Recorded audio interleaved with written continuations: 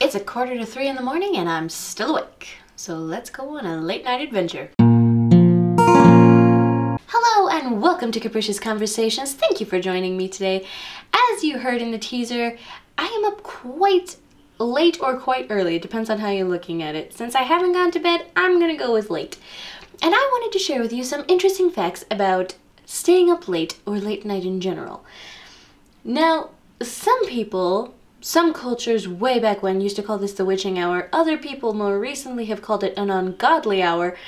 I'm here to tell you that I am neither ungodly nor a witch. It is just an hour and I'm awake.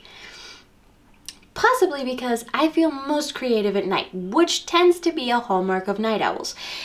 And I can almost every artist I know is a night owl.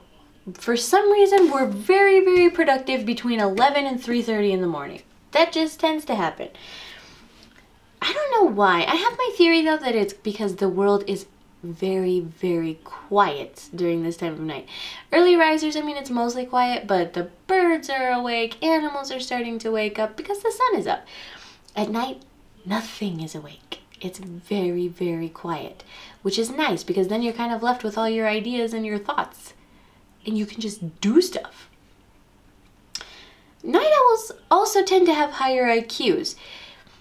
There is actually studies that have shown not only that they have higher IQs in general intelligence tests, but they have higher brain function in the areas of their brain that control attention and their circadian rhythm, which means that they might have slightly more control over their circadian rhythm or can kind of bypass it to be able to stay up late. Morning larks tend to have a really solid circadian rhythm. They're to bed when it's dark, they're up with the sun. And they tend to be happier because here's the trade-off. Night owls tend to be smarter, but they also tend to be psychopaths. So there's that. Night owls, in general, a larger population of night owls than morning larks are given to psychosis and other mental disorders and depression. I am not one of them. I am a very happy person, and most of the people I know are. However, morning larks, even though they're happier, tend to wear out easier on mentally tasking tasks. They also can get very, very sleepy as the longer they're awake, whereas night owls don't necessarily have that. We can stay up for a very long time and not necessarily feel sleepy. We can kind of choose when we go to sleep. However, extreme night owls and extreme morning larks only make up about 20% of the world's population. The rest of the people, 80% of you, are pretty median, which means you go to bed before midnight and you're up at a fairly decent hour in the morning. However, going to bed late does not necessarily mean that you sleep in the morning. I am a teacher and I still never get to bed before midnight, pretty much. It's very, very rare if I do, and I'm up quite early in the morning, so most of the time it just means that I don't sleep very much, which can be a problem sometimes. Sometimes it just makes me very, very productive. And even when I'm not having to get up very early, I still don't sleep in very much, because I don't like to be sleeping in all the time. I don't like to sleep very much. Which actually, dolphins and several other animals have the ability to turn off half their brain so they can sleep with half their brain and keep the other half awake and remain constantly active for 15 days straight. I just can't even imagine how productive I could be if I could turn off half my brain and still keep the other half going. It would be fantastic.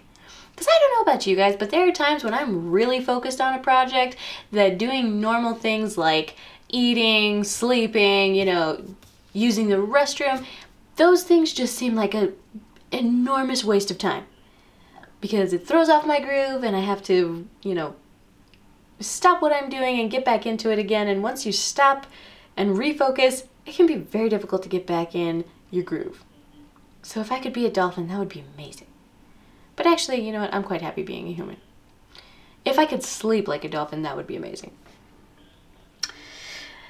However, try as you might, scientists have found a protein in your brain that actually carves neural pathways that make it very hard for you to change your sleeping patterns, which kind of means if you've been a night owl, chances are good that you will continue to be a night owl for the rest of your life.